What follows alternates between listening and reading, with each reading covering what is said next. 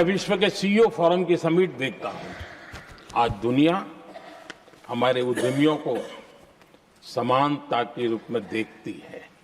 और जब पिछले दिनों सभी दलों के डेलीगेशन विश्व में गए थे, ये भाव उन्होंने भी अनुभव किया और आकर के मुझे सभी दल के माननीय सांसदों ने अपने अनुभव बता रहे थे, बड़ा गर्व से कह रहे थे कि हाँ, बराबरी से बात हो रही है। ये हमारे लिए अपने आप में बात है। आदरणीय सभापति जी, एमएसएमई का बहुत बड़ा नेटवर्क जितना सामर्थ्यवान होता है, वो लंबे अरसे तक इकोनॉमी को एक ताकत देता है। हमने उस दिशा में बल दिया और हमने कई रिफॉर्म्स किए हैं। आज हमारे एमएसएमई नेटवर्क पर दुनिया का भरोसा बढ़ रहा है। बड़े बड़े हो सकता है हम हवाई जहाज नहीं बनाते होंगे, लेकिन कई हवाई जहाज हैं जिसमें कई पुर्जे मेरे देश के छोटे छोटे एमएसएमई बना रहे हैं। आदरणीय सभापति जी, देश में हुए इन प्रयासों का नतीजा सबके सामने है। बड़े बड़े देश भारत के साथ व्यापारिक संबंध बनाने के लिए बहुत ही आतुर है। यूरोपीय संघ का ट्रेड डील हो, अमेरिका के साथ अभी अभी हुआ जो ट्रेड डील हो, और कल हमारे पीयूष जी ने सदन में विस्तृत जानकारी भी दी है, और पूरा विश्व खुल करके इस ट्रेड डील का तारीफ कर रहा है। और उसमें जब यूरोपियन यूनियन के साथ ट्रेड डील हुआ तो विश्व को एक भरोसा हुआ कि अब वैश्विक स्तर पर स्थिरता की संभावना बढ़ेगी। अमेरिका के साथ ट्रेड डील होने के बाद विश्व को और भरोसा हो गया कि जो स्थिरता के एहसास हो रहा था, अब गति का भी एहसास होने लगा है। अब विश्व के लिए शुभ संकेत है। आदरणीय सभापति जी, इसका सबसे बड़ा लाभ हमारे देश के नौजवानों को होगा। और जब मैं नौजवान कहता हूं तो उसमें मध्यम वर्ग का भी नौजवान होता है, शहर का नौजवान भी होता है, गांव का नौजवान भी होता है, बेटा भी होती है, बेटी भी होती है। और इसलिए उसे टुकड़ों में न देखा जाए। मेरे देश के युवा के सामर्थ्य का हमें गौरव करना चाहिए, और उनके लिए पूरा विश्व बाजार अब खुल चुका है। अब उनके लिए अवसर ही अवसर है। और मैं उनको कहता हूं, आइए दोस्तों, मैं आपके साथ कंधे से कंधा मिला करके खड़ा हूं। हिम्मत कीजिए, बढ़िए। देश आपके साथ खड़ा है और दुनिया आपका स्वागत करने के लिए इंतजार कर रही है। आदरणीय सभापति जी, जिस प्रकार से दुनिया में हमारे युवा प्रोफेशनल्स की मांग बढ़ रही है, इवन केयर गिवर्स की मांग बढ़ रही है, हर कोई मिलता है हमें इस प्रकार के लोग चाहिए। इस प्रकार कुछ लोग तो अपना स्पेशल ऑफिस यहां बना रहे हैं रिक्रूट करने के लिए, योग्य टैलेंट की खोज के लिए। इसका मतलब हुआ कि भारत के प्रोफेशनल्स के लिए भी विश्व में बहुत बड़े अवसर बन रहे हैं। आदरणीय सभापति जी, ये संसद का उच्च सदन, ये एक प्रकार से राज्यों का प्रतिनिधित्व करता है। और जो चर्चा की बारीकियां मैंने देखी, मेरा मन कहता है कि थोड़ा स्तर इसका ऊपर होना चाहिए था। और वहां से तो ज्यादा होना चाहिए, वो तो कितने साल तक सरकारों में रहे हैं, वहां से जरा चर्चा का स्तर ऊंचा होना चाहिए था। लेकिन उन्होंने ये मौका भी गंवा दिया। ये उन पर कैसे भरोसा कर सकता है। आदरणीय सभापति जी, मैं कल एक माननीय सदस्य को सुन रहा था। यूं तो वो अपने आप को राजा कहलाने में बहुत गर्व करते हैं, लेकिन वे आर्थिक असमानता की चर्चा कर रहे थे। बताइए, जो खुद को राजा माने और वो आर्थिक असमानता बात करे तो आपको लगता है कि क्या यही देखने के बाकी रह गए थे क्या? आदरणीय सभापति जी, हमारे टीएमसी के साथियों ने काफी कुछ कहा। जरा खुद को अपने गरेबा में देखें। निर्मम सरकार पतन के जितने भी पैरामीटर्स हैं, उन सब पैरामीटर्स में नए नए रिकॉर्ड बनाते जा रहे हैं और यहां उपदेश दे रहे हैं। क्या हाल करके रखा हुआ है। ऐसी निर्मम सरकार से वहां के लोगों का भविष्य अंधकार के अंदर डूब रहा है, लेकिन इनको कोई परवाह नहीं है। सत्ता सुख के सिवाय कोई आकांक्षा नहीं और वे यहां उपदेश देते हैं। घुसपैठ, दुनिया का समृद्ध से समृद्ध देश भी अपने यहां गैर कानूनी नागरिकों को बाहर निकाल रहा है।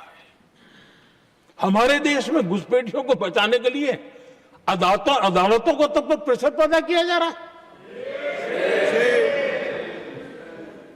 मेरे देश का नौजवान कैसे ऐसे लोगों को माफ करेगा जो घुसपैठियों की वकालत करने के लिए ताकत लगा रहे हैं। और घुसपैठिए मेरे देश के नौजवानों के हक छीन रहे हैं, उनकी रोजी रोटी छीन रहे हैं, आदिवासियों की जमीन छीन रहे हैं।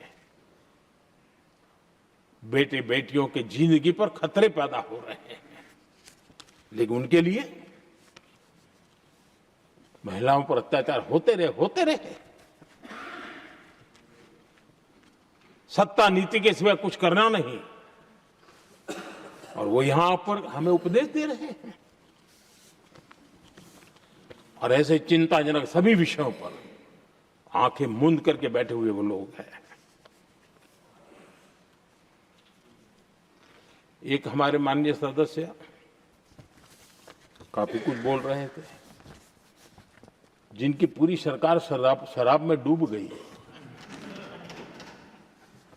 जिनके शीश महल घर घर में नफरत का कारण बन गए, और शायद उनको ब्लैक शब्द ज्यादा पसंद है। हर एक का अपना अपना एक भूतकाल होता है।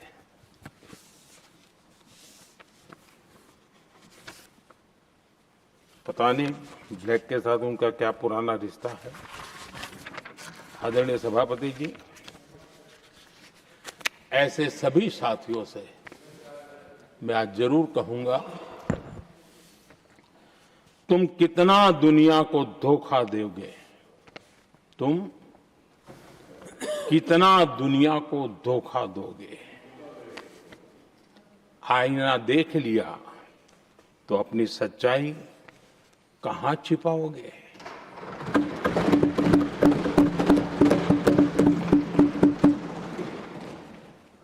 कांग्रेस हो, टीएमसी हो, डीएमके हो, लेफ्ट हो, ये दशकों से केंद्र में सत्ता में रहे हैं, सत्ता के भागीदार रहे हैं। राज्यों में भी उनको सरकारें चलाने का अवसर मिला है, लेकिन उनकी पहचान क्या बनी। आज डील की चर्चा होती है तो गौरव से कहते हैं, तब डील की चर्चा होती थी तो बॉफोर्स डील याद आता था। ये डील होते थे।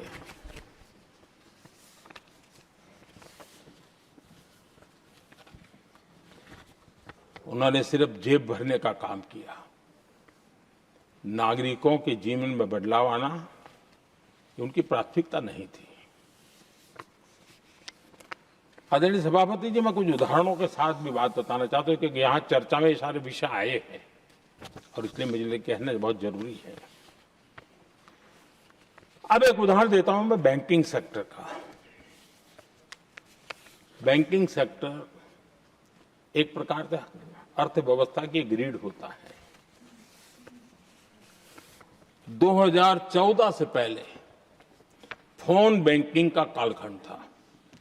नेता के फोन जाते थे और उसके आधार पर करोड़ों रुपया दे दिए जाते थे और गरीबों को तो बैंकों में दुत्कार मिलती थी, नफरत होती थी। देश की 50% से ज्यादा आबादी बैंक के दरवाजे तक नहीं देख पाई थी। कांग्रेस के नेताओं के फोन पर अरबों रुपये लोगों को दे दिए गए और जो ले जाते थे वो अपनी पर्सनल प्रॉपर्टी मान करके पैसे हजम कर जाते थे। यही खेल चलता रहा। कांग्रेस और यूपीए के राज में और आज जो इंडी अलायंस बन करके बैठे हैं उनके राज में बैंकिंग व्यवस्था तबाही के कगार पर खड़ी थी। मैं नया प्रधानमंत्री के पद का दायित्व मुझे मिला, मैं एक देश के मुखिया से मैं मिला, ऐसे ही बात कर रहा था। मैंने कहा बैंकिंग की दृष्टि से हम कुछ आगे बढ़ना चाहिए। उन्होंने कहा पहले एक बार साहब जरा अभी आप नए हो, आपके बैंकों की व्यवस्था का अध्ययन कर लीजिए। हम कैसे हिम्मत करें। एक देश के नेता ने कोई एक जानकारियां थी, उसने मुझे बताया यहां इनको कोई परवाह ही नहीं। यानी एक प्रकार से उन्होंने जिस प्रकार से बैंकिंग व्यवस्था को एनपीए के पहाड़ खड़े हो गए थे। जहां भी देखो चर्चा चलती थी एनपीए का क्या होगा, एनपीए का क्या होगा, कैसे बचेंगे। आदरणीय सभापति जी, चुनौती बड़ी थी लेकिन हमने समझदारी से काम दिया। बैंकिंग व्यवस्था के सब कर्ता धर्ताओं को विश्वास में लिया। रिफॉर्म की आवश्यकता थी, हिम्मत के साथ रिफॉर्म किए, पारदर्शी व्यवस्था बनाई, ढेर सारे बैंकिंग रिफॉर्म्स हुए और जो सरकारी बैंक दुर्बल हो चुकी थी, ठीक नहीं चल पाती थी, उसको हमने बड़ी बैंक के साथ मर्जर कर दिया। और मुझे याद है किसी एक महाशय बड़े अपने आप को विद्वान मानने वाले ने लिखा था, अगर मोदी सरकार बैंकों में ये कर ले तो हिंदुस्तान का बहुत बड़ा रिफॉर्म हो जाएगा। वो काम मैंने आते ही कर दिए थे। आदरणीय सभापति जी,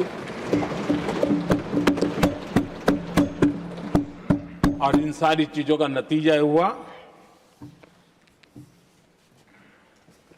बैंकों में जो बीमारी घर कर गई थी उस बीमारी से बैंकों को मुक्ति मिली। बैंकों का स्वास्थ्य सुधरा, लगातार सुधरा, अभी भी तेजी से आगे दौड़ रहे हैं। और बैंकिंग का जब स्वास्थ्य सुधरा तो लेन देन का कारोबार भी उनका बढ़ा, लोगों को पैसे मिलने लगे, सामान्य व्यक्ति को पैसे मिले। ऐसे ऐसे गरीब लोगों को लोन मिले जिनके लिए कभी बैंक के दरवाजे बंद थे, बेचारा दूर से देख करके उसे जाना पड़ता था। आज मुद्रा योजना जो देश के नौजवान को अपने पैरों पर खड़े रहने की ताकत देता है, मुद्रा योजना जो स्वरोजगार की प्रेरणा देता है, लेकिन स्वरोजगार के भाषण के काम नहीं होता है, उसका हाथ पकड़ना पड़ता है, उसको साथ देना पड़ता है, उसको सहाय देनी पड़ती है। और हमने मुद्रा योजना के द्वारा 30 लाख करोड़ रुपया